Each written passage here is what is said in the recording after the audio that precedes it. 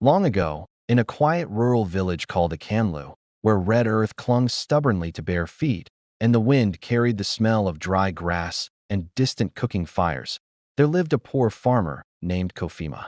Kofima owned very little. His hut leaned as though tired of standing. His farming tools were old, their handles smooth-thin by years of use. His clothes were patched so many times that no one could tell where the original fabric began or ended. Yet every morning, before the sun stretched its fingers across the sky, Kofima walked to his small piece of land. He knelt, pressed his palm into the soil, and whispered softly, "Earth that fed my fathers, teach me patience today." The other farmers saw him and laughed. "Kofima," one mocked, "do prayers grow yams?" Another shook his head and added, "If wisdom truly fed a man, you would not be this poor."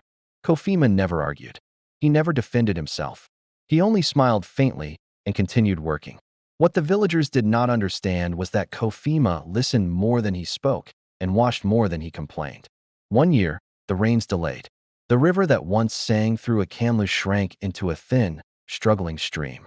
Crops dried before they matured. Hunger crept into the village quietly, like a shadow at dusk. Then one morning, the royal drums thundered across the land. Boom, boom, boom. The villagers froze. Everyone knew that sound. It meant only one thing. The king had spoken.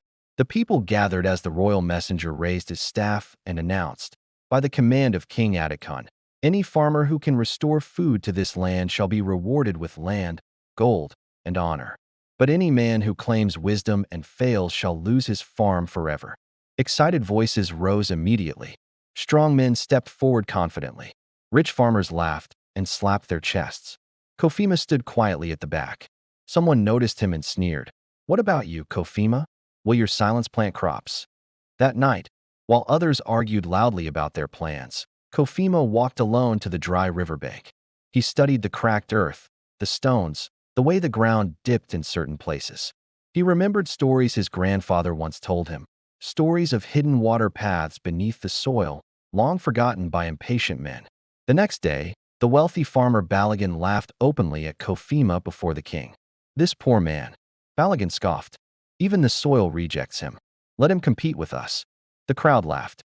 The king watched in silence. At last, Kofima stepped forward and bowed deeply. "My king," he said calmly, "I do not claim wisdom. I only ask permission to try." More laughter followed, but curiosity flickered in the king's eyes. He nodded. The contest began. The proud farmers planted quickly and loudly. They dug shallow holes and scattered seeds, confident that effort alone would save them. Kofima worked slowly. He dug deeper than anyone else. While others mocked him, he followed the quiet signs of the land. Days passed. The crops of the proud withered under the harsh sun. Then one morning, the impossible happened. From beneath Kofima's land, water burst forth.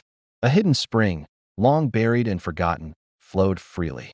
Green shoots rose where dust once ruled. The laughter stopped. The same men who mocked him now stared in silence.